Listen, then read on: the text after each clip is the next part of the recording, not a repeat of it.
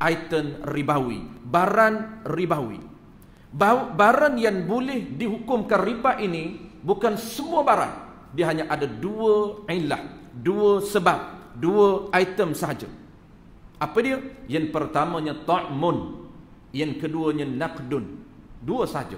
Kalau kita skip yang ni tuan-tuan, kita tak fokus yang ni, menyebabkan kita tak tahu nak hukum riba. Semua kita hukum riba. Jual beli kereta, ini kita akan sebut, kemudian kita akan match dengan study case. Kes yang berlaku. Kita tengok disiplin ilmu mazhab Syafi'i yang kita akan bagi dua jenis, dua disiplin ilmu asal ini. Kemudian kita tengok study case macam mana. Apabila kita tak tahu dua item ni tuan-tuan, kita bedal semua. Jual beli kereta. Jual beli kereta ini ada dua jenis jual beli. Pertamanya jual beli cash. Yang kedua jual beli secara hutang. Maka dua jenis ini tidak berlaku riba. Walaupun dia jual beli cash 100,000, jual beli hutang 150,000, 50,000 lebih, tetapi tidak riba. Kenapa? Karena tidak termasuk di dalam unsur ribawi. Kereta tidak termasuk dalam unsur ribawi. Barang ribawi hanya dua saja. Yang pertamanya ialah ta'mun, makanan. Kita akan bahas di bawah ini, ulama akan cerita detail contoh satu persatu makanan. Apa dia makanan? Termasuk makanan asasi, makanan tambahan, yang keduanya herba dan ubat-ubatan. Tiga jenis ini dikelaskan dalam makanan. Yang kedua, item yang kedua ialah nakdun. Di sini tepat berlaku perbahasan kekeliruan kenapa jual beli kereta dikatakan riba. Di sinilah tempat berlaku kekeliruan kalau kita tidak fokus dalam mazhab kita Imam Syafi'i. Sebab yang kedua, barang yang kedua, item yang kedua ialah nakdun. Apa dia nakdun? Nakdun menurut bahasa Arab ialah nakdul bala, merujuk kepada duit. Ini yang tepat kekeliruan di kalangan kita. Nakdul bala ini duit, tetapi yang dikendaki oleh fuqaha bukan duit. Nakdun ialah dua saja, emas dan perak. Emas dan perak merupakan item ribawi. Dia boleh berlaku riba kalau kita tidak jaga syarat. Sebab itulah tuan-tuan, qaul yang mu'tamad dalam mazhab kita Imam Syafi'i, walaupun mereka juga berlaku perdebatan di kalangan sesama mazhab kita, mazhab Syafi'i. Qaul yang mu'tamad mengatakan bahawa duit, wan kertas tidak termasuk dalam ilah riba. Wan kertas tidak termasuk dalam ilah riba. Karena ilah riba ini, naqdum ini merujuk kepada duit, merujuk kepada emas dan perak, dan juga duit ataupun mata wang yang dibuat daripada emas yang bernama dinar, dan mata wang yang dibuat daripada perak yang bernama dirham. Kesimpulan dia sebut nuqud, sebut naqd. Ilah yang kedua, item yang kedua merujuk kepada emas, perak, dinar, dirham. Emas, ketulan emas, bahan yang tidak dijadikan emas dan perak. Emas tidak dijadikan dinar dan dirham. Yang kedua perak. Yang ketiga dinar, mata wang yang dibuat daripada emas, dan dirham, mata wang yang dibuat daripada perak. Walaupun kita nak sebut sebagai info tambahan kepada tuan-tuan, di kalangan mazhab kita Al-Imam Syafi'i berlaku khilaf, perdebatan di kalangan Syafi'iyah, bukan Imam Syafi'i, di kalangan pengikut mazhab Syafi'i, untuk menhukumkan wan kertas ini adakah menepati status emas dan perak, status emas. Maka ada yang menghukumkan bahawa wan kertas ini menepati standard dinar ataupun orang panggil emas. Ada, kita tak nafi khilaf itu ada, tetapi yang kuat pandai wan kertas tidak termasuk dalam illah riba. Banyak tuan-tuan kita yang menyokong pandangan yang mengatakan bahawa emas dan perak boleh untuk samakan dengan diri emas dan perak. Tak sama. Kerana diri emas dan perak ialah diri dia itu ada nilai. Tetapi wan kertas ini diri dia dipernilaikan. Itu tak sama. Banyak perbahasan antara kitab yang masyhur yang dikarang oleh ulama Melayu kita, Syekh Ahmad Khatib. Syekh Ahmad Khatib ini kita sebut kepada tuan-tuan, dia ini merupakan imam di Masjidil Haram suatu ketika dahulu, yang bertanggungjawab menjadi iman kepada pengikut ataupun jemaah yang berpahaman mazhab Syafi'i. Dialah salah seorang iman yang dilantik oleh kerajaan sebelum Mekah diambil alih oleh Arab Saudi. Sebelum Mekah ini diperintah oleh kerajaan sekarang. Baik. Kitab dia ini salah satu kitab yang bernama Iqna'un Nufus. Dia mengemukakan beberapa hujah-hujah yang kuat, dalil yang kuat, mengatakan bahawa duit ataupun wan kertas tidak sama dengan emas dan perak. Kesimpulan tuan-tuan, kita berpegang kepada, dalam mazhab kita Imam Syafi'i, kita berpegang kepada qaul yang kuat mengatakan bahawa duit tidak termasuk illah riba. Tetapi mazhab al-Imam Malik, mazhab Hanafi, al-Imam Ahmad bin Hanbal Hanbali, kita tidak nafikan di sisi mereka duit adalah illah riba. Itu kena ingat. Sebab itu dalam masyarakat kita tuan-tuan, di pasaran ekonomi antarabangsa, mereka beramal dengan mazhab Hanafi. Ekonomi kontemporari hari ini, mereka beramal dengan mazhab Hanafi. Sebab itu kalau tuan-tuan biasa dengar fatwa-fatwa muamalat peringkat antarabangsa, mereka beramal dengan muamalat mengikut pendapat Imam Malik dan Imam Hanafi. Antara kitab popular Imam Hanafi dan Imam Malik, Imam Hanafi, Ibnu Qudamah. Ibnu Qudamah itu mazhab, bukan mazhab kita. Ramai yang di kalangan asatizah kita menjadikan Ibnu Qudamah Mughni Muhtaj. Mughni Muhtaj kitab yang popular di kalangan mazhab Hanafi yang dikarang oleh Ibnu Qudamah, dan ada Mughni Muhtaj yang popular dikarang oleh ulama Syafi'i. Itu jadi keliru tu. Kita bunyi Mughni Muhtaj itu Imam Syafi'i.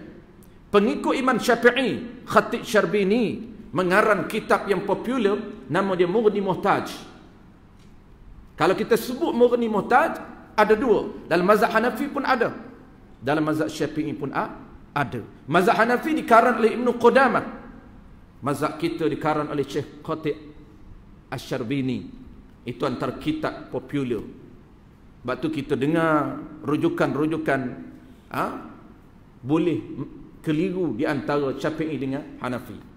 Apabila kita dengar Mughni Muhtaj tetapi hukumnya berbeza dengan Syafi'i, itu adalah Mughni Muhtaj dalam mazhab Hanafi. Tuan-tuan jangan keliru, kerana kita ini, kita sebut selalu muamalat yang kita belajar ini adalah menurut mazhab Syafi'i. Jangan keliru. Apabila Hanafi, memang Hanafi hukum riba. Settle tuan-tuan, kita cerita disiplin ilmu yang asal ini dulu. Baik, kita ulang sekali lagi. Kita nak sebut satu dulu, ada dua semua. Formula kita akan sebut sekejap lagi.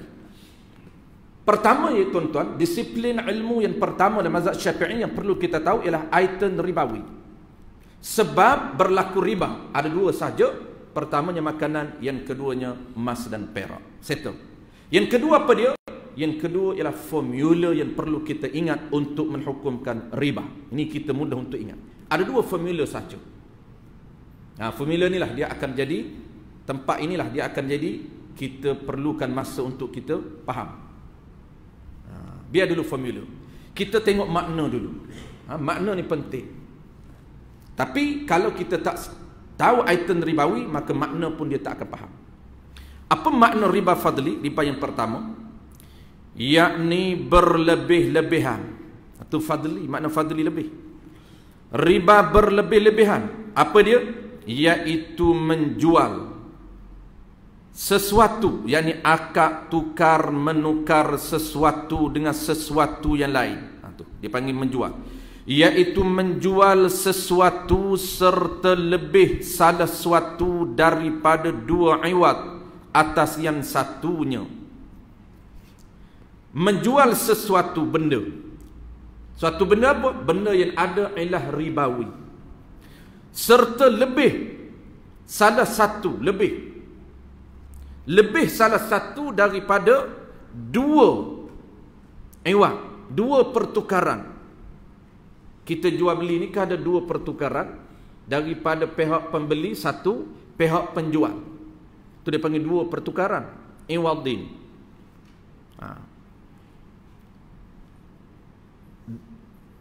Lebih salah satu daripada dua iwad, dua pertukaran barang yang kita tukar atas yang satunya, lebih daripada yang satu. Penjual lebih daripada barang pembeli, ataupun pembeli lebih daripada barang penjual. Itu ringkasnya. Baik, kita ambil satu takrif yang detail tuan-tuan dalam kitab Hasyiah Syarqawi. Ini ringkas. Dalam kitab Matlaq ringkas. Dalam kitab Hasyiah Syarqawi ala Tahrir, Al-Imam Zakaria Al-Ansari, ini seorang ulama mazhab Syafi'i yang popular. Syekh Zakaria Al-Ansari, dalam kitab dia detail, dia menjelaskan makna ribal fadli, ribal nasai, ribal yadi, ketiga-tiga dia jelaskan satu makna saja. Tapi malam ni kita akan sebut satu dulu. Apa dia? Yang kata ribal fadli ini iaitu aqdun ala iwadin maqsusin fi ghairi ma'lumin tamathul halatal aqdi.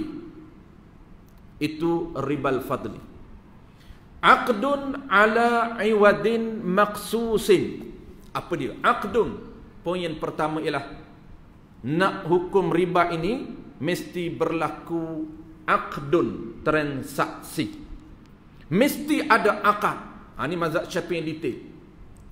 Kalau mazhab Maliki Hanafi tidak disyaratkan, tak ada akad pun dihukumkan riba. Ini membezakan di antara Hanafi dan Maliki. Adapun Syafi'i dia lebih tegas, dia lebih ekstrim untuk menghukumkan riba, lebih ketat syarat berbanding Maliki dan Hanafi. Adapun Maliki dan Hanafi lebih ringan untuk menghukumkan riba berbanding Syafi'i. Adapun Syafi'i pertama aqdun ala iwadin maqsusin. Apa dia akad? Kembali balik kepada makna jual beli yang pernah kita belajar dulu. Sebab itulah tuan-tuan, kalau kita faham jual beli, maknanya kita juga akan faham riba yang berlaku dalam jual beli. Kenapa? Karena jual beli disyaratkan ada akad, dan riba juga disyaratkan ada akad.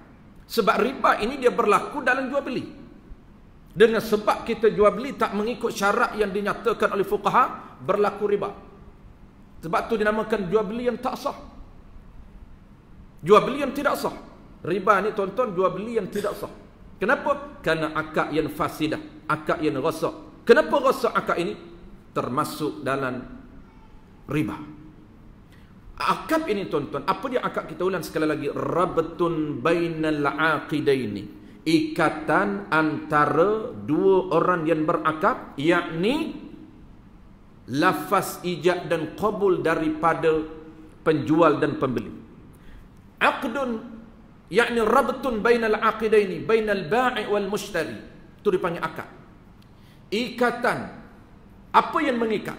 Lafaz ijab min janibil ba'i wal qabul min janibil mushtari. Lafaz ijab daripada pihak penjual dan qabul daripada pihak pembeli, itu dipanggil ikatan. Yang mengikat di antara dua orang berakad ini apa dia? Ada lafaz ijab dan qabul. Kalau satu lafaz saja daripada penjual, pembeli tak jawab, tak qabul, tidak ada ikatan, tidak terikat. Tak boleh dipanggil aqdun. Satu pihak kata saya jual, satu pihak lagi senyap tak cakap apa, maka tidak boleh dinamakan akad jual beli. Tidak sah akad jual beli itu. Kalau kita nak beramal qaul yang mu'tamad dalam mazhab al-Imam Syafi'i, tak sah jual beli. Melainkan yang kita dah belajar, alternatifnya ada akad jual beli mu'attah, yakni yang tidak ada ijab dan qabul. Itu dhaif. Tetapi mu'tamad mesti ada ijab qabul, baru nama akad. Sebab tu dia panggil akad jual beli, akad hutan, akad pinjam, akad rahnun, akad nikah. Mesti ada ijab belah wali, ada qabul belah pengantin. Kalau qabul belah pengantin tidak ada, hanya belah wali, maka tidak dinamakan akad nikah. Sebelah pihak saja, dia tidak terikat. Itu dia panggil aqdun. Dalam riba juga tuan-tuan berlaku, kena pastikan pertama berlaku akad. Poin yang kedua, aqdun ala iwadin maksusi. Akad ini tuan-tuan, akad apa dia? Iwadin, akad pertukaran. Dia panggil ala iwadin maksusin, akad pertukaran. Maksusin, sebelum maksusin iwadin, akad pertukaran.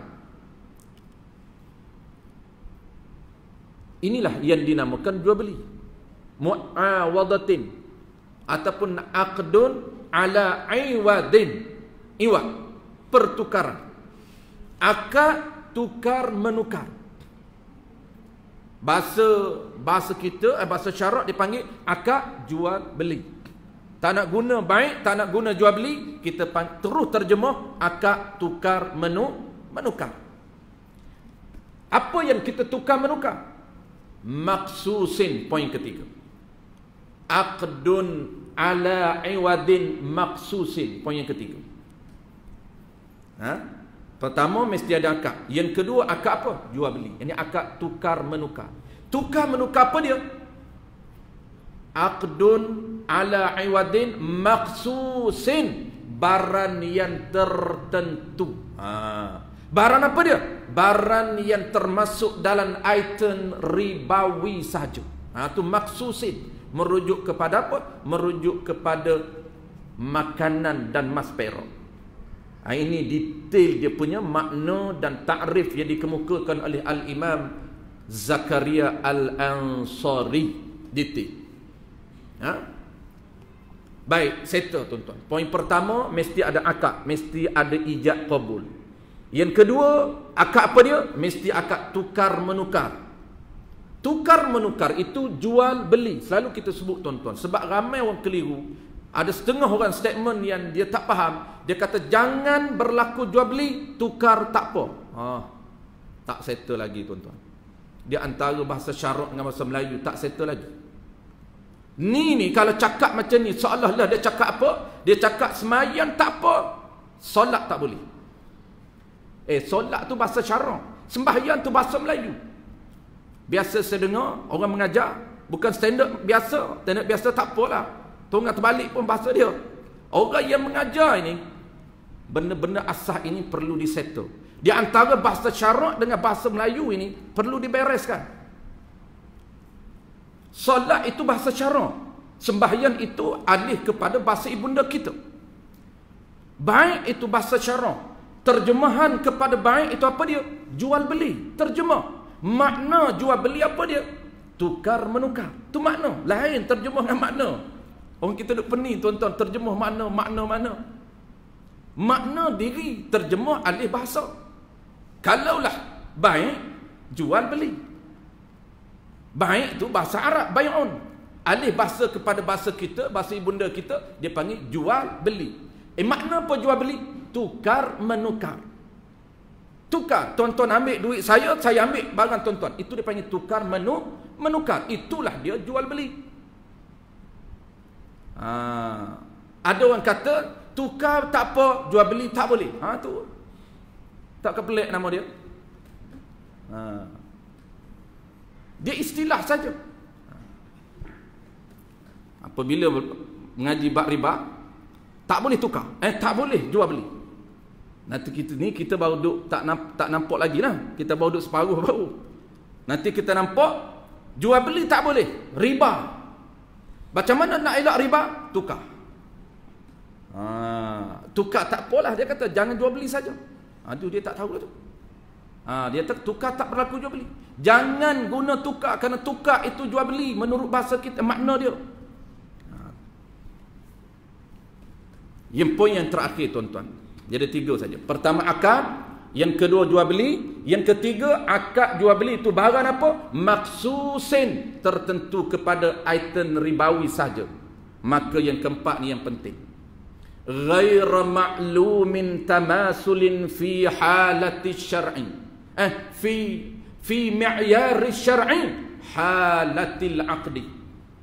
Ini rupa riba fadli.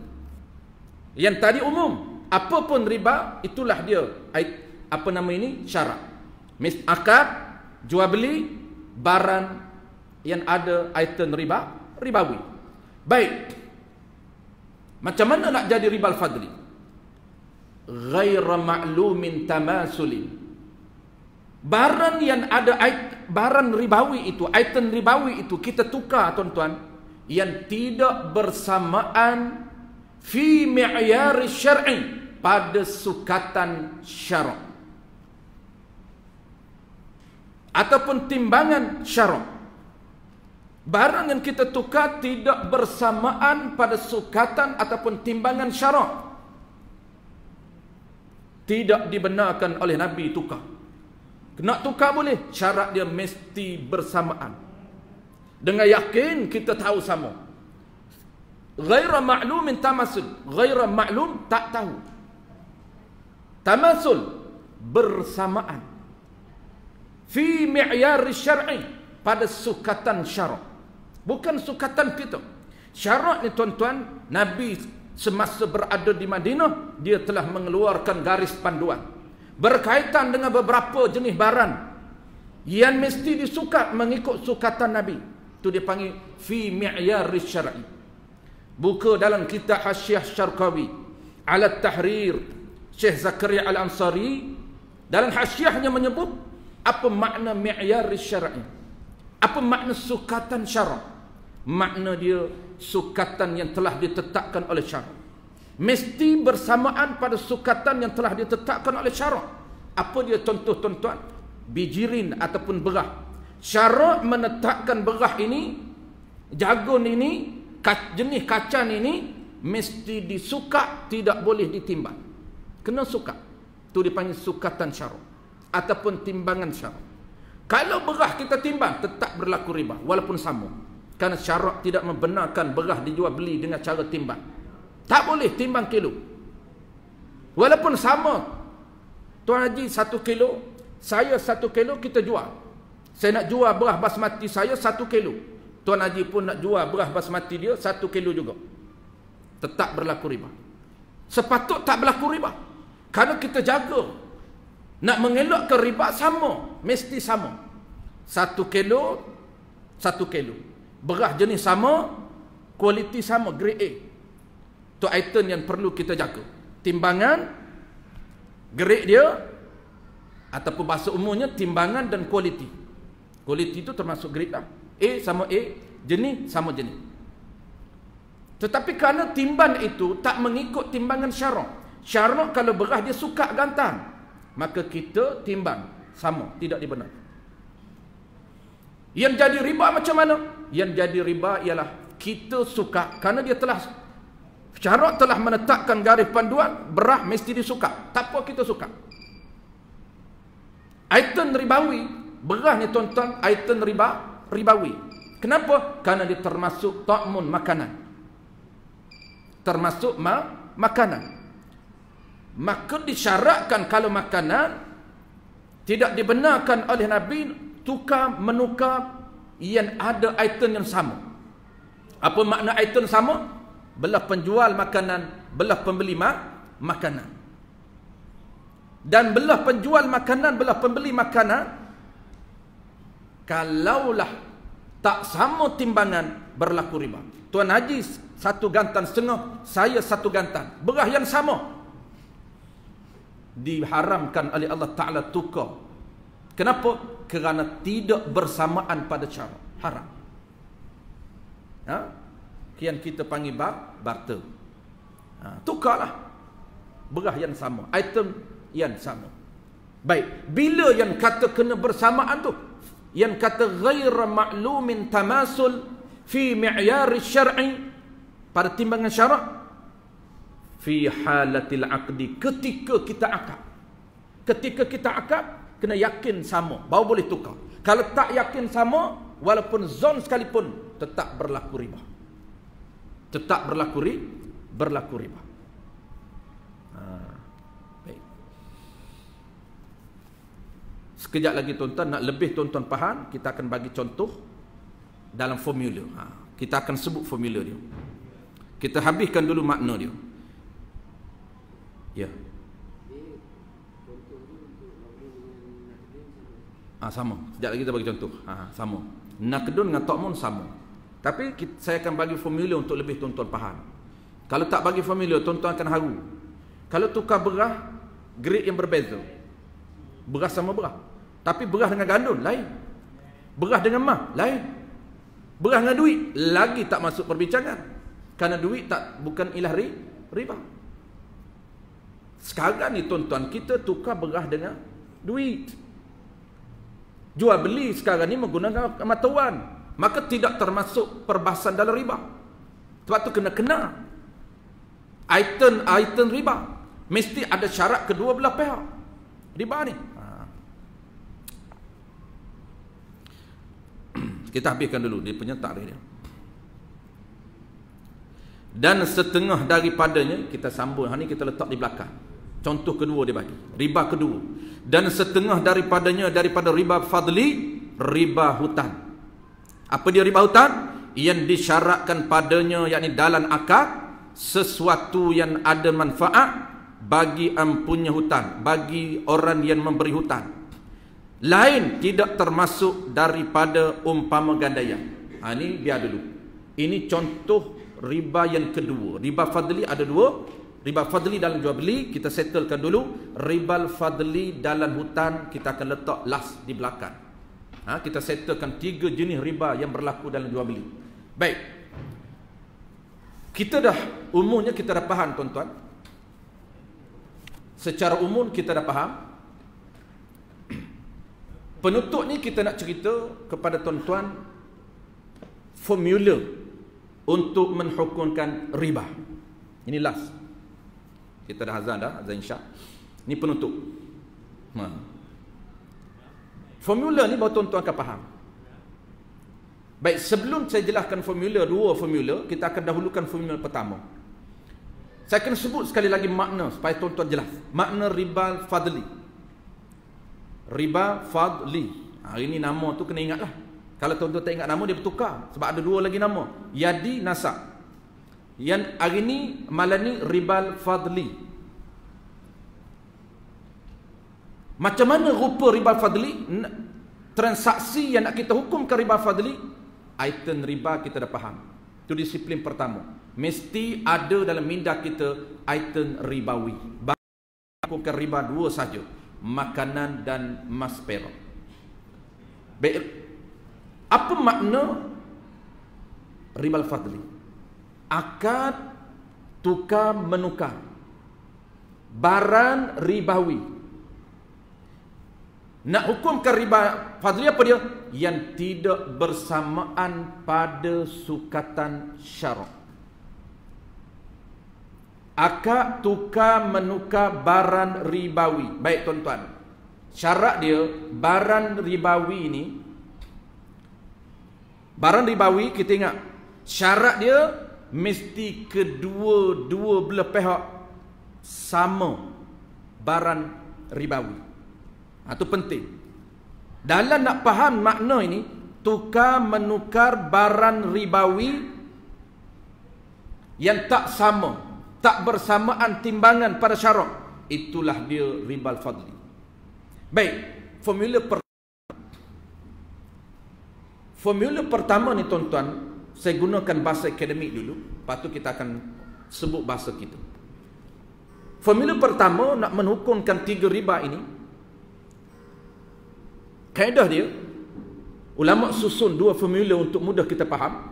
Yang pertamanya ialah bersamaan pada sebab dan pada jenis barang berisiko ataupun boleh berlaku 3 riba.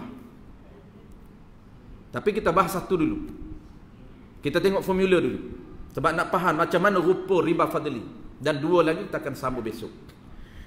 Formula pertama tuan-tuan, bahasa akademik dulu, bersamaan sebab. Sebab item tadi lah, item ribawi. Bersamaan sebab riba, ataupun ilah riba, ataupun item ribawi, dan bersamaan jenis barang ribawi. Mungkin boleh berlaku 3 riba. Ini bahaya, kena jaga. Kalau situasi transaksi kita dia sama item, sama sebab dan sama jenis. Apa makna sama sebab? Makanan sama makanan. Kedua-dua pihak ini, pembeli dan penjual mesti sama sebab, sama barang dia. Kalau makanan, mesti sama makanan. Kalau makanan, penjual pun makanan, pembeli makanan. Kalau penjual makanan, pembeli duit, out. Awal lagi, tak bincang. Kerana tak termasuk dalam perbahasan riba. Yang kita nak masuk perbahasan riba ni, formula pertama, sama sebab riba, sama barang. Barang pertama apa? Makanan. Kedua-dua ni sama, pembeli dan penjual. Kita cek penjual, apa barang dia? Makanan. Tengok pembeli pula, dia nak tukar ni. Makanan, baik, settle pertama. Sama sebab, makanan, sama makanan. Dan yang kedua formulanya, bersamaan sebab dan bersamaan jenis barang. Kita tengok, makanan sama makanan. Jenis makanan apa? Makanan banyak. Gandum makanan, biskut makanan, roti makanan, gula makanan, beras makanan. Makanan yang mereka nak tukar 2 ni, adakah sama jenis? Jinsun, sama ke tidak? Sama. Tuan Haji nak tukar dengan saya beras, Tuan Haji beras, saya beras. Bermakna 2-2 cukup syarat. Sama sebab, makanan sama makanan, dan jenis pun sama. Apa dia jenis makanan? Beras sama beras. Maka kalaulah nak tukar beras dengan beras, tuan-tuan, kita kena jaga 3 syarat. Kalau tak jaga 3 syarat, boleh berlaku 3 jenis riba. Riba pertama apa dia? Riba pertama, kalaulah tak bersamaan barang itu, beras sama beras, tak bersamaan pada sukatan syarat. Syarat menetapkan kalau beras kena sukat, bolehkan timbang. Gantang, Tuan Haji 1 gantang, saya 1 gantang setengah. Tak sama. Dan berlakunya akad. Macam mana akad dia? Tuan Haji, saya jual beras saya ini 1 gantang setengah dengan beras Tuan Haji sebanyak 1 gantang. Qabul. Tuan Haji qabul, saya dah hijab. Tuan Haji kata, ya, saya jualah beras saya dengan harga dia 1 gantang. Yang Tuan Haji tu harga, saya ni barang. Beras sama beras. Baik, beras tuan-tuan tak nampak, jarang orang buat. Ada orang buat. Di tahfiz banyak buat. Trade-in beras. Trade-in beras pula. Trade-in tu mas, contoh mas. Mas trade-in lah. Kalau tahfiz, dia tukar. Orang bagi tahfiz ni kadang-kadang setengah lah, bukan semua orang. Dia bagi ni hak grade paling bawah lah. Jarang bagi basmati ni. Lalu ada biasalah datanglah orang kaya, korporat. Dia tengok bertimbun dalam store tahfiz ni. Dia kata beras kurang elok. Kesian, dia kata budak-budak yang duk belajar agama, takkan kita nak bagi low kelas ni. Patut mereka yang duk bertahan agama ni bagilah makanan elok sikit. Tukarlah, saya support, dia kata. Beras ni yang tak elok bagi saya jual. Saya akan bagi beras yang elok. Ini bahaya tu. Jangan tukar. Tukar tak boleh. Biasa kita guna tukar. Dia tak tahulah tukar tu bagi dia bukan jual beli. Tukar tu syariat Melayu. Cuba tengok dalam perlembagaan fiqh kita. Ada tak tukar? Ada lah. Jual beli tu tukar. Kita kata tukar tak apa, tak. Biasa tukar, orang Melayu dia panggil tukar. Syariat orang Melayu tukar. Sebenarnya bukan syariat orang Melayu tukar ni. Syariat agama kita. Syariat jual beli. Tu tukar, maka tak boleh tukar. Apa nak buat macam mana? Jangan tukar, heboh. Dia heboh dulu kepada orang kaya. Ni saya ni selaku pemegang amanah tahfiz ni, saya selaku mudir, saya heboh 20 kapit beras ni kepada tuan. Tak tukar, dia heboh kepada orang kaya. Lalu orang kaya pula, ni saya heboh kepada tahfiz ni sebanyak 20 kapit. Tak berlaku 20 kapit, tak berlaku tukar menukar. Kawan ni heboh, kawan ni heboh. Salin heboh menheboh, tidak berlaku tukar menukar. Kerana heboh bukan tukar menukar. Baik. Settle. Kita ulang sekali lagi tuan-tuan supaya lebih jelas. Rupa nak berlaku riba fadli ni macam mana? Rupa dia syarat pertama satu saja.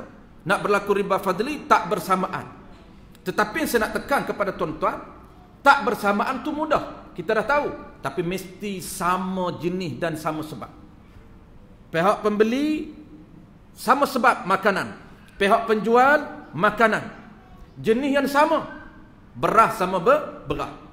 Contoh yang kedua tuan-tuan mudah faham sikitlah. Yang biasa kita praktikal. Nasi sama nasi. Baik, nasi ni apa dia? Termasuk dalam sebab makanan. Umumnya makanan. Jenis apa? Jenis nasi. Makanan ini umum. Maka jenis dia, kategori dia nasiun, nasi. Maka nasi ini penjual pun nasi, saya pun nasi. Maka kita tukar. Boleh tukar ataupun tidak? Tidak dibenarkan tukar. Kalau tukar berlaku riba fadli. Kenapa? Tak yakin. Ghaira ma'lumin tamasul fi mi'yari syar'i. Halatal aqdi. Tidak berlaku bersamaan. Yakin sama. Kena suka.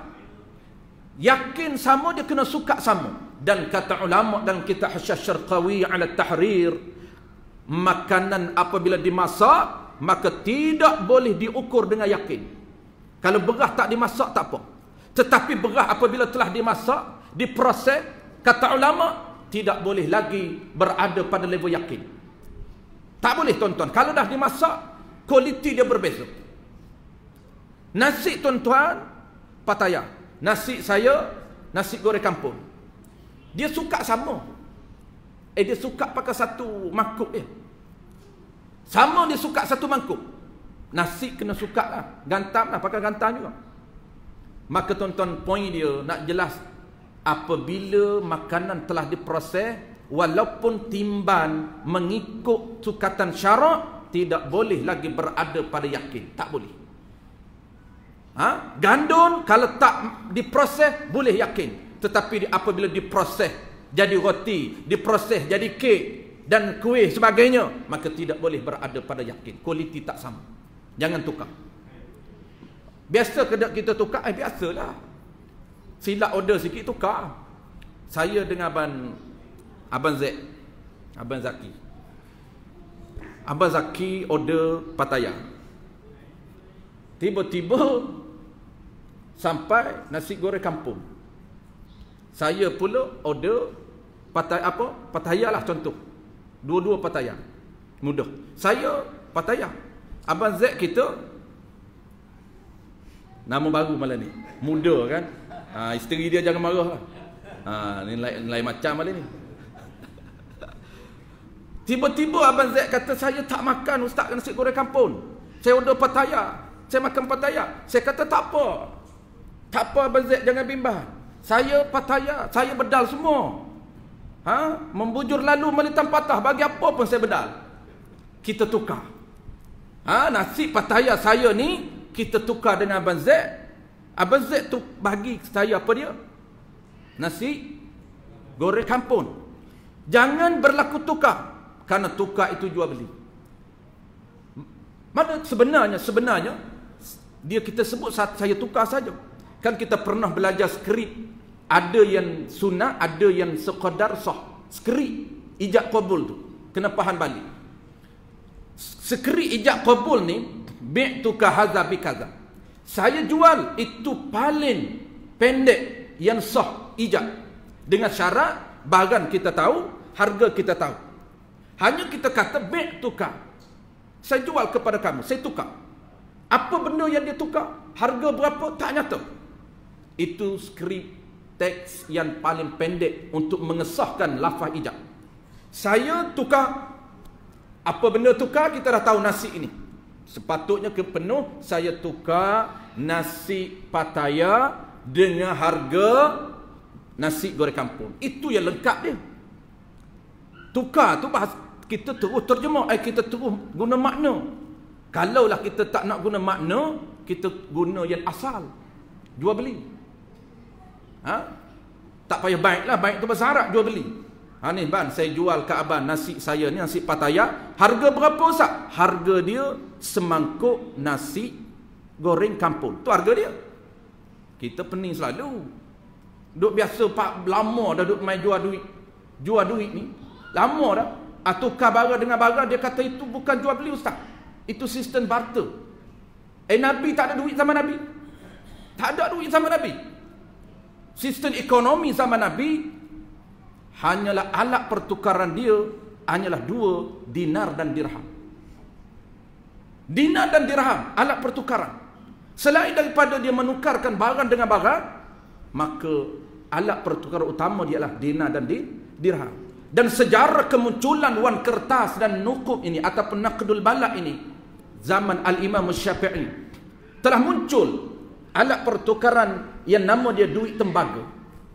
Wan kertas masih belum muncul pada akhir zaman hidup, akhir fasal sebelum matinya Imam kita Syafi'i rahimahullahu ta'ala. Dahulunya orang tukar barang sama barang, dan barang dengan dinar, dan barang dengan duit. Jangan pelik tuan-tuan. Jangan kata dululah zaman tua-tua kita dulu pun dia tukar barang dengan barang. Saya pernah cerita kat tuan-tuan dulu. Mak saya selalu cerita. Mak saya ni selalu dia riwayat. Dia kata aku dulu, dia kata pokmu ni mudah. Duit ni tak hargai. 50 sen lepas tepi ni saja.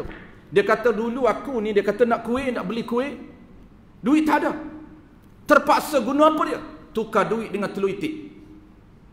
Jadi orang Junjun ni dulu kok kampung, dia masuk kampung dia, hari ni pun masih ada lagi di kampung di Kelantan. Dia junjun kuih. Atas kepala dia ni kuih lah. Hari ni tak ada kuih dah. Junjun masuk kampung ni jual kapek. Kuih tak ada lah. Kepuk tu tak ada masuk kampung dah, masuk duk bandar ni. Kepuk ni orang petani tu. Lalu kita ni, mak saya masa kecil dia kata masa tu, dia ni dah prepare awak. Prepare apa? Telur itik. Hari-hari itik bertelur, simpan 5 biji kuih ditukar dengan harga 3 biji telur itik. Berapa harga kuih ni Pak Haji? Harga kuih 5 biji berapa? Harga dia 3 biji telur itik. Maka baru bagi telur itik kat dia, dia bagi 5 biji. Harga dia berapa? 3 biji telur itik. Dah harga dia, itulah harga dia. Dia tak faham. Dah berapa kupang? Dia nak tanya berapa sen juga. Nak tanya berapa sen? Kuih dulu berapa sen Abang Z? 5 sen dah. Saya sempat lagi 5 sen. Abang Z dia lagi otai mungkin 1 sen. Saya sempat 5 sen tahun 80 kan, 81. Duduk sekolah rendah. 1 sen 5 sen. Hari ni 5 sen. Tak layan budak-budak hari ni. 5 sen tak layan. Tak 10 sen tak layan. Tak nak. Anak saya pun lagu tu tak nak bagi duit. Nak RM1 je. Dia tak nak duit shilling. Hebat juga. Tak laku duit shilling. Sikit lagi tak payah cetak Bank Negara duit shilling. Tak laku. Budak-budak dia tak nak. Baik, kembali balik tuan-tuan. Kalau kita faham, kita dah faham sama, jenis mesti sama. Maka elok macam mana sepatutnya nak elok riba tuan-tuan, yang kita biasa buat di restoran. Maka kita nak tukar, jangan tukar. Ni abang saya heboh. Jangan berlaku tukar. Kerana skrip yang kita sebut tadi, sekadar saya tukar sah dah. Dan jawab, kalau abang saya tak jawab, tak berlaku riba. Dia haram saja. Kalau tukar barang ribawi dalam mazhab Syafi'i tuan-tuan, kalau tidak ada akad, hanya satu pihak ijab, satu pihak tak nak kabul, maka tidak berlaku riba, tetapi tetap diharamkan praktis itu, haram. Dalil dia disebut dalam kitab Hasyiah. Al-Imam Zakaria Al-Ansari menyatakan, falau ba'a mu'atatin, kalaulah dijual dengan jual beli yang tidak ada ijab kabul, maknanya tukar, yang ada unsur ribawi, maka tidak dinamakan, tidak termasuk dalam kabair. Maknanya tidak termasuk dalam riba, dosa besar, tetapi termasuk dalam haram, dosa kecil. Haram juga kerana termasuk praktis itu, praktis yang dilarang dalam mazhab kita Al-Imam Syafi'i. Cuma tak dihukumkan riba. Jadi kita ni nak elak riba, sama ada kita nak ulur senyap atau tak senyap, ataupun direct kita guna lafaz apa dia? Ijab. Lafaz heboh. Ban, saya heboh ke abang. Ya. Ni saya heboh pula kau ustaz. Saya tahu salin heboh menheboh. Dapat pahala heboh. Pahala tetap dapat. Nak mengelakkan daripada tukar tu haram, tak sah kita makan riba, maka kita pilih alternatifnya lah heboh. Air sama juga. Biasa kita tukar air. Order air lain sampai air lain, tukar. Tukar air lah, kita tukar air dua. Maka tukar tak boleh. Kena elak daripada tukar menukar. Yang tak bolehnya, yang bolehnya ialah kita heboh. Begitu juga emas perak sama tuan-tuan, konsep yang sama. Tuan-tuan faham satu contoh tadi, contoh lain sama juga. Emas. Baik. Yes. Lafaz kena ada. Tak ada lafaz haram, dosa kecil. Tukar. Ya, kita kena jelas. Lafaz tu tukar menukar ke, kalau ada lafaz jadi jual beli. Kalau tidak ada lafaz jadi mu'atah, tu haram. Kerana dia tak lafaz hebah. Apabila tidak lafaz hebah, maka praktis dia, rupa dia itu rupa jual beli. Kerana tukar menukar, cuma tidak ada ijab qabul. Apabila tidak ada ijab qabul, qada'ihnya sah jual beli. Kalau muktamad tak sah jual beli. Sebab itu riba tidak dihukumkan riba apabila tidak ada ijab dan qabul. Tetapi haram juga. Kenapa haram? Kerana rupa dia adalah rupa riba, tetapi tidak termasuk riba dalam mazhab Syafi'i. Adapun mazhab Maliki, mazhab Hanafi tetap dihukumkan riba walaupun tidak ada ijab qabul. Dalil dia ataupun kaedah yang digunakan pakai dalam iman Malik ataupun iman Hanafi, al-ma'lum kal masyrut. Benda yang telah diketahui lebih itu, maka di auto jadi riba. Orang maklum dah, tukar benda lebih jadi riba walaupun tidak ada ijab qabul. Maka Syafi'i kata mesti ada ijab. Itu berlaku khilaf di antara Syafi'i dengan Maliki. Maka kita, kalau orang kata riba, betul lah Maliki dan Hanafi. Kalau orang tak kata riba juga betul, kerana kita berpegang kepada Syafi'i. Berpegang kepada Syafi'i. Tidaklah ada riba apabila tidak ada ijab qabul. Tapi tuan-tuan jangan faham lagi riba hutang, biar dulu tu. Kita settlekan yang riba fadli. Kesimpulan tuan-tuan malam ni, kita faham riba fadli satu dulu. Kaedah ni dia ada 3 riba. 2 riba kita sambung malam besok, iaitu riba liadi. Formula sama. Formula ini dia ada 3 riba. Kita settlekan malam ni riba fadli. Formula apa dia? Sama sebab, sama jenis. Sebab makanan dan makanan itu mesti jenis yang sama. Kalaulah sebab ini tuan-tuan sama tapi jenis tak sama, itu biar dulu. Dia tidak akan berlaku riba fadli. Itu formula yang kedua. Contoh tuan-tuan, sebab makanan tapi jenis tak sama. Saya penjual makanan, pembeli makanan, tetapi jenis tak sama. Saya roti, abang haji kita beras, saya nak tukar roti dengan beras, maka dia tidak berlaku riba fadli. Itu masuk formula kedua, biar dulu. Yang kita settle dulu malam ni, sama jenis makanan, sama sebab makanan sama makanan, emas sama emas, perak sama perak, dan jenis yang sama. Kalau emas jenis dia 91 nat, 91 nat. Kalaulah dia makanan, beras sama beras, nasi sama nasi, air sama air, ubat sama ubat. Itu dulu. Maka kalau sama dua-dua pihak, ada 3 riba. Mesti jaga 3 syarat. Tak jaga 3 syarat, boleh berlaku 3 jenis riba. Pertama apa dia yang kita belajar malam ni? Mesti syarat pertama ribal fadli. Kenapa ribal fadli? Ribal fadli dikaitkan apabila 2 item ini ditukar sama sebab dan sama jenis, tidak berlaku berpersamaan pada sukatan syara. Kalau sama boleh tukar. Yang haram ini tak sama. Wallahu a'lam. Insya-Allah malam besok kita sambung.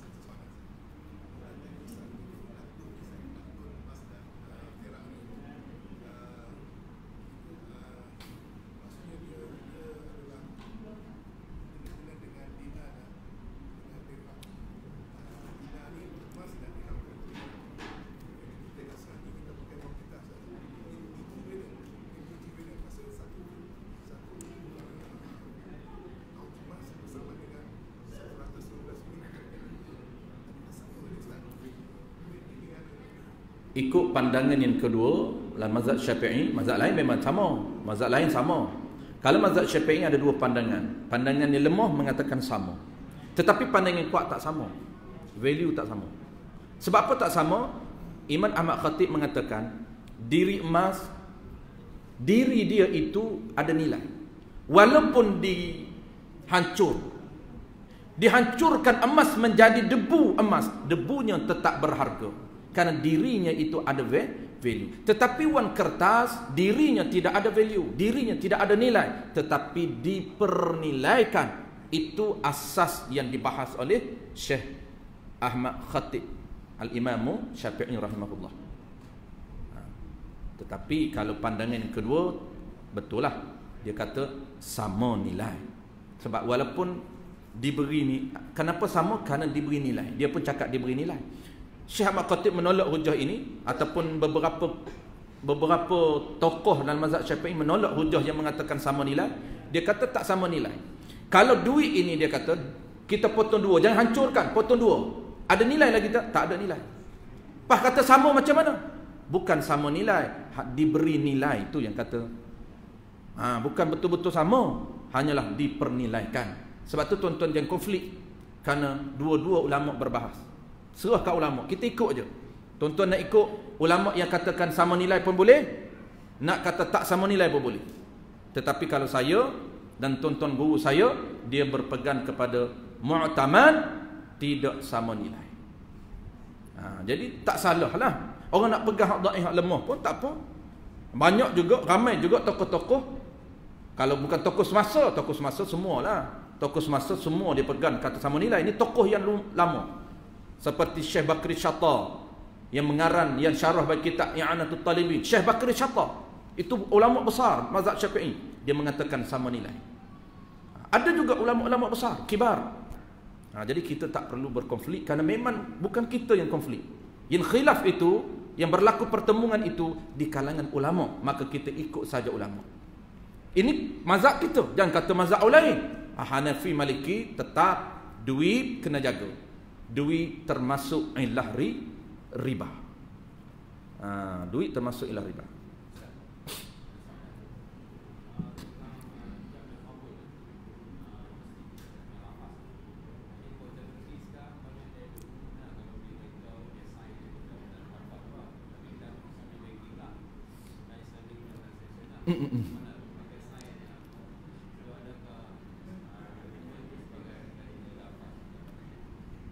Dalam mazhab Syafi'i, adakah agreement itu, signature di agreement itu, adakah dikira ijab dan qabul? Dalam mazhab Syafi'i, agreement itu term of condition yang kita baca semua, kita setuju, lalu kita sign. Baik, dalam mazhab Syafi'i itu tidak termasuk lafaz ijab qabul. Dia termasuk dalam, orang panggil dokumen untuk menyokong sahaja. Itu sokongan.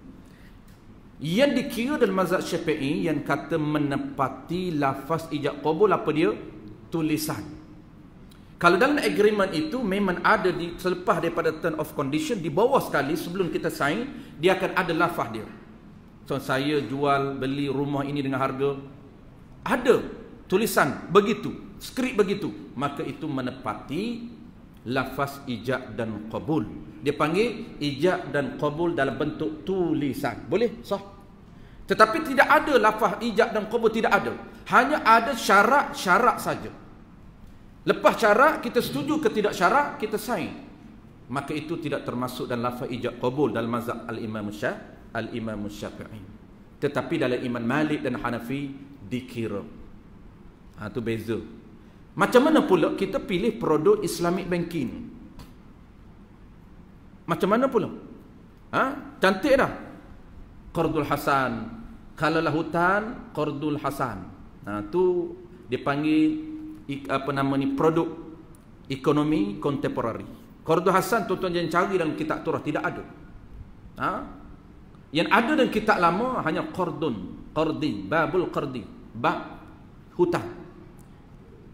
Dalam ekonomi muamalat kontemporari ada Qardul Hasan. Qardul Hasan ni apa? Qardul Hasan ni nak mengelakkan daripada hutang yang boleh sabit riba. Maka dia create pinjaman tanpa faedah. Itu dipanggil Qardul Hasan. Dalam Islamic banking ataupun produk Islamik, tak kira lah apa pun nama, wadiah dan sebagainya. Saya pernah ataupun selalu saya sebut dulu, di peringkat panel syariah, cantik dah create okey. Memang cantik, draft dia cantik, semua kena ada akad. Membezakan konvensional dengan Islamic produk ini di peringkat pasaran keuangan. Apa beza asas dia?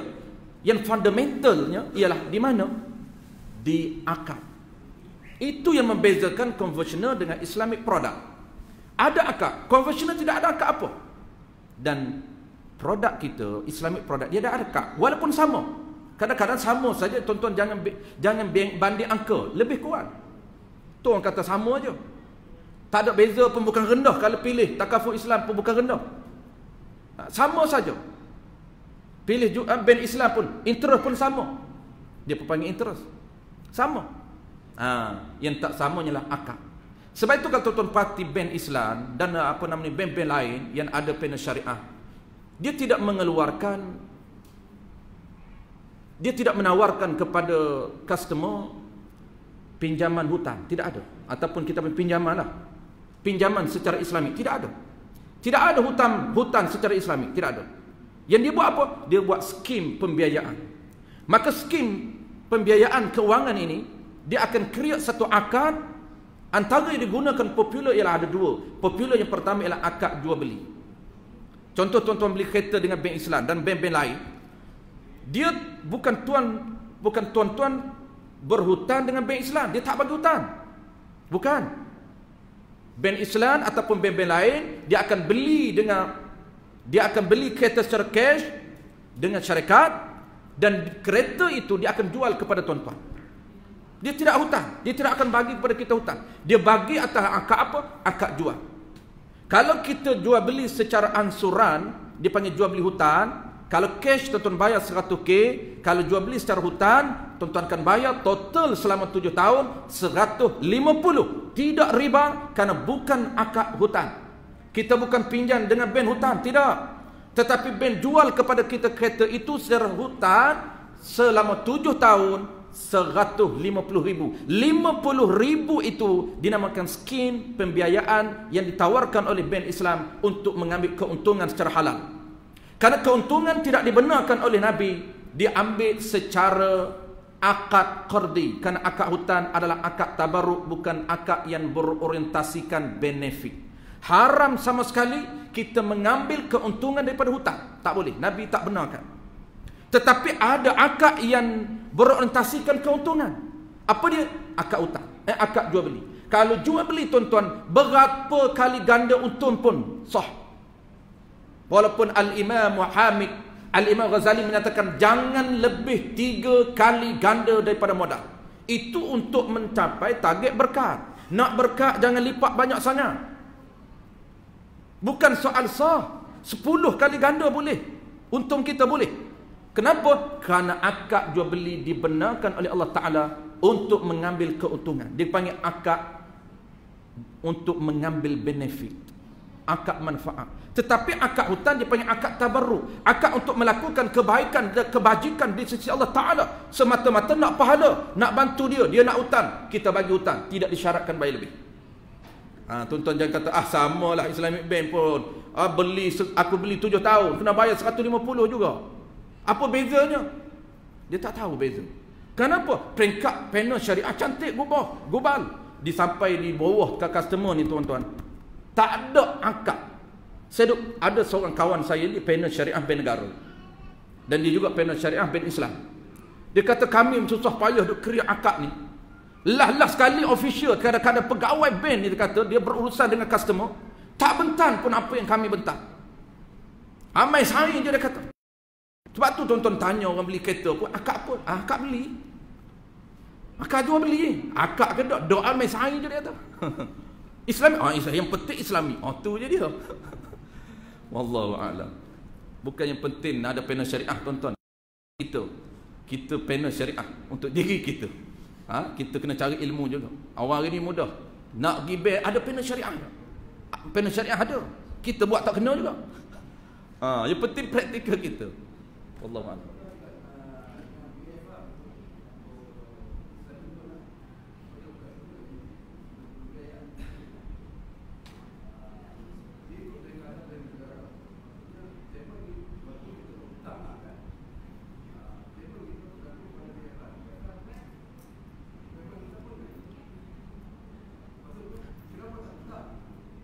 Baik.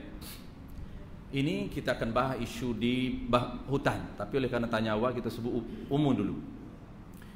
Dalam mazhab Syafi'i tuan-tuan, apabila kita, ini kita cerita hutan dulu. Bukan jual beli hutan. Kita cerita hutan dulu.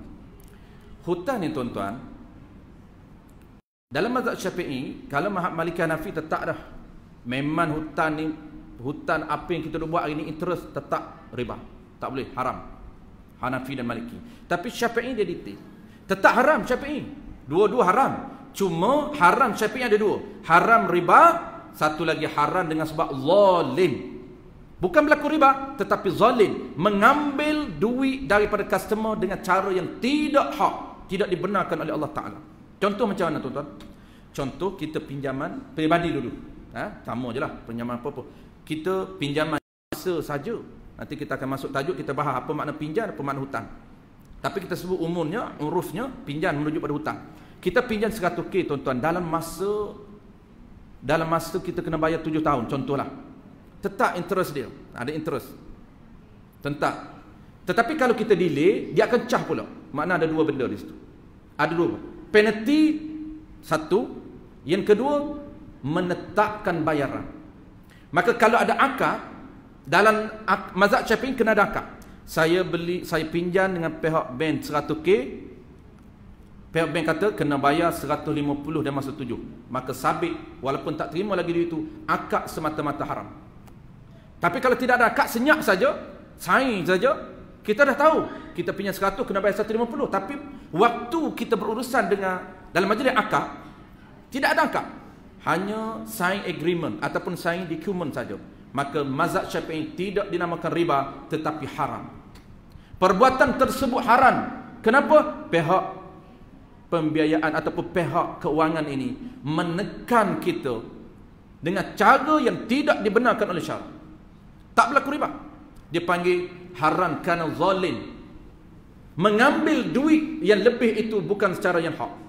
Cara yang tidak dibenarkan oleh Allah Ta'ala. Haram. Tetapi tidak termasuk dalam haram riba. Yang kedua, penalty.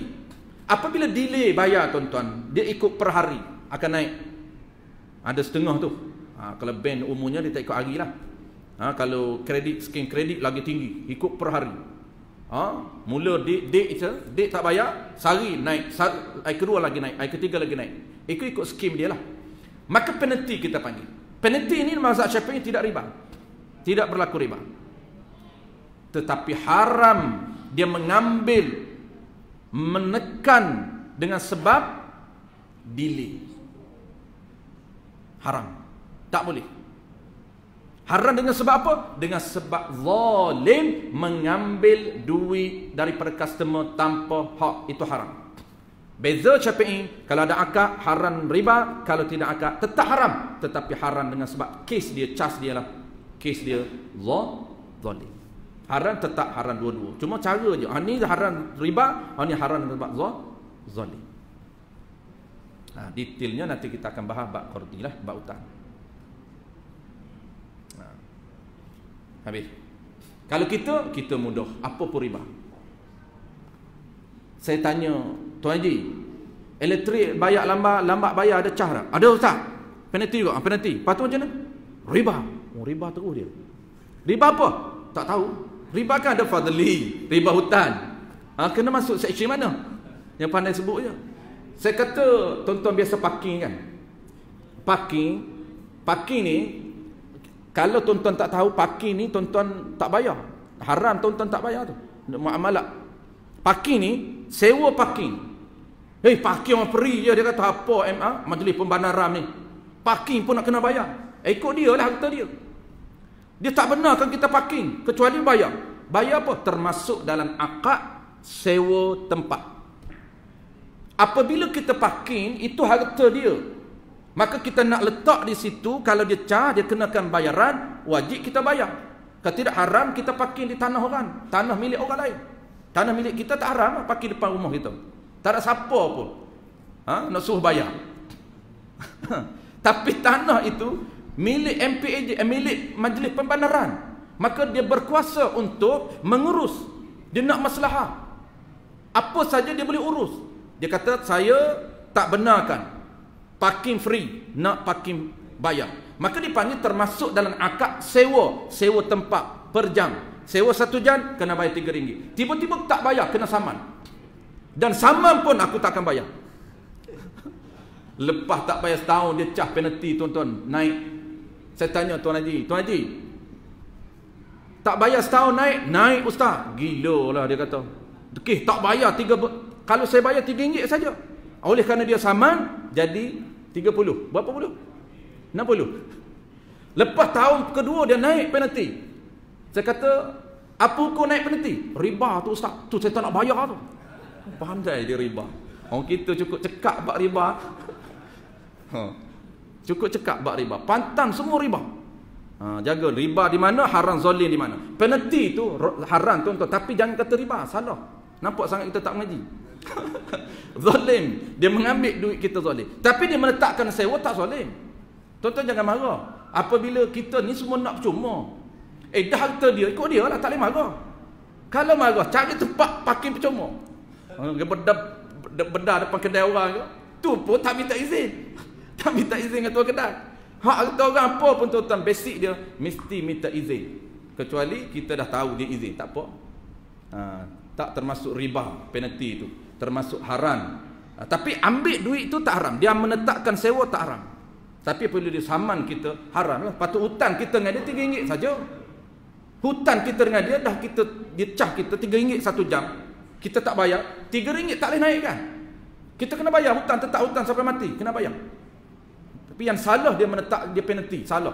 Patut kena bayar RM3, tiba-tiba cah sampai 30. Kerana kita tak bayar saman. Itu tak boleh. Itu haram atas pihak dia. Wallahu a'lam. Tol kita dah beritahu lama dah tol. Tol kita selalu sebut, tuan-tuan kena ingat tol tu. Bayar tol akak apa? Ni duk main snake, duk main apa? Touch and go. Touch go. Tak tahu akak apa pun.